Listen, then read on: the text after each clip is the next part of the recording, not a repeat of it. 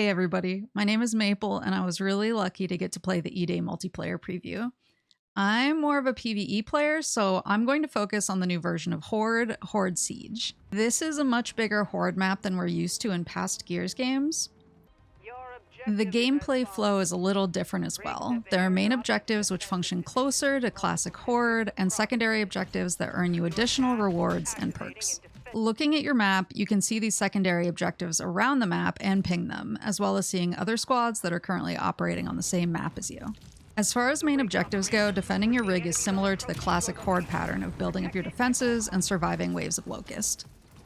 You can use nearby supply caches to purchase loadouts, ammo, and equipment that you'll use for the defense, like mines and turrets. The currency you'll be using to buy equipment is energy that's dropped by defeated enemies and awarded by secondary objectives. You can also use energy to build things like troikas and heavy boom shots, which you can dismount and carry around. As you progress through your main objectives, the difficulty will be ramped up with poisons, which can increase enemy damage, health, and other factors. Once you complete all of your main objectives, you'll be directed to extract. You'll need to secure the King Raven's landing zone and then defend it against attacking Locust. Once it arrives, you can hop on board, and then you can use the turrets to mow down as many grubs as you can before Gil sweeps you off to safety.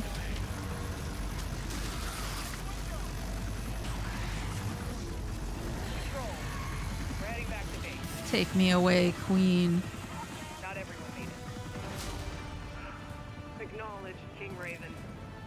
As usual with Gears, there's ribbons for certain achievements throughout the season. And who was the MVP? One word of warning, you can absolutely get smooshed by the helicopter if you're in Gil's LZ. She does not wait.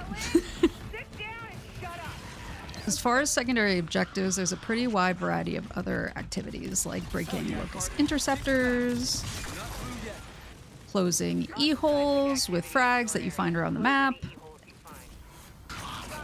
etc. Completing these objectives gives you energy, perks, and weapon parts. More on those later. Another map objective that can spawn are world boss invasions, which are the types of huge Gears enemies you're used to at Wave 50, like Corpsers and Brumox. These work best when all the squads on the map come together to take them down, and they have some unique mechanics. For this invasion event, you can see that we have the modifier that while the Corpser is active, we can't land perfect reloads. For this Corpser fight, you can see that we're trying to force it back down into its hole before running in with blast charges to deal big damage. We needed to deliver 5 total to defeat the boss. Once the Corpser is defeated, the invasion modifier is removed, and we get a ton of weapon parts and energy.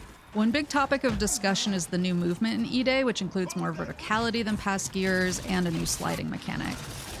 I was worried that these would make Gears feel floaty or lack the weight that I'm used to with Gears games, but it really doesn't. It still feels heavy and chunky, but it opens up your options for how you interact with the environment. Enemies also use all of the new verticality, which makes defending objectives even more interesting.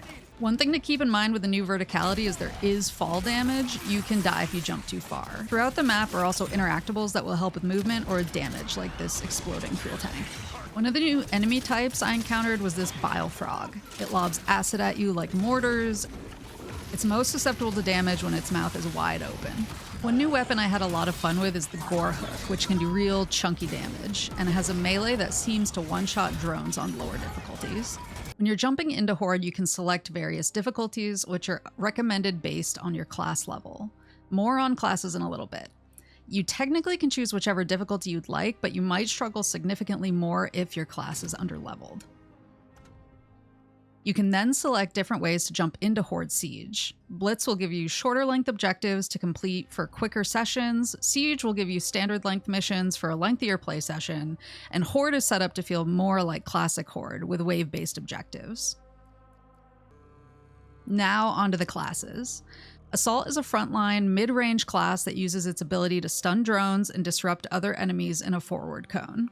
Breacher is a frontline, up-in-their-face type of class, using its ability to inject adrenaline to refill health and reduce damage, while also increasing the damage they deal.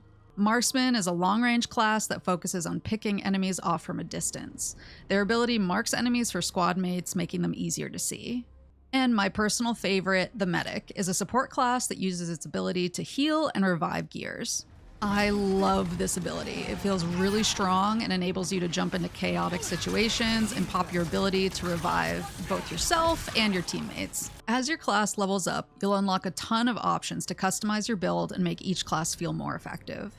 This includes tactical gear mods, armor mods, weapon parts, new weapon mods, and new weapons and equipment for your loadout. As you level up, you'll also unlock additional mod slots on your tactical gear and armor, as well as new types of equipment. Tactical gear varies by class and is tied to your class's ability. For Medic, your tactical gear is your stim vaporizer. Mods you can unlock include increased duration, a mod that increases recoil and stability for those in your stim range, increased healing, and increased range. Your armor mods enhance your core capabilities, like improving health regen, adding boosts when reviving another gear, improving accuracy and recoil, and adding improvements to active reloads. Then there are weapon mods. As you unlock weapons for your loadout, you'll also earn weapon parts from leveling up and from secondary objectives and invasion events on the map.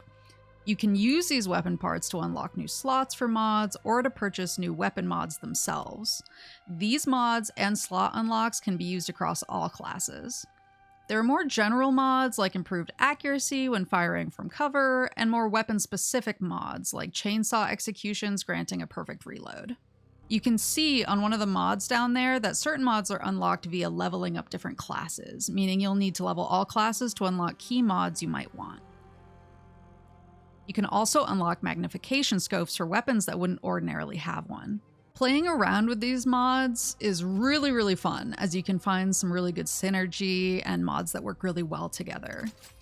Here, I got the mod that revs up my chainsaw faster, purchased an additional mod slot, and then got the mod that grants a perfect reload for chainsaw execution. You can see that when I run low, I use my quick chainsaw execution to get a perfect reload, and I keep on going. I also grabbed the full auto mod for the Gnasher, and hoo boy! Another thing I really appreciated is that while the map is huge, it feels really full. It's easy to find objectives to do, and it's fun to encounter other squads, but the level of care and detail that went into the world here just feels really awesome. I felt like every time there was a lull in the combat, I was trying to look at everything I could find. Overall, I loved the new Horde Siege. For me, it felt like a really refreshing take on Horde that had all the strategy of old Horde with a lot of new flexibility that will keep it fresh, at least for me, for a really long time. Thank you again to Xbox and the Coalition for letting me play it early. I'll see all of you in Kelowna.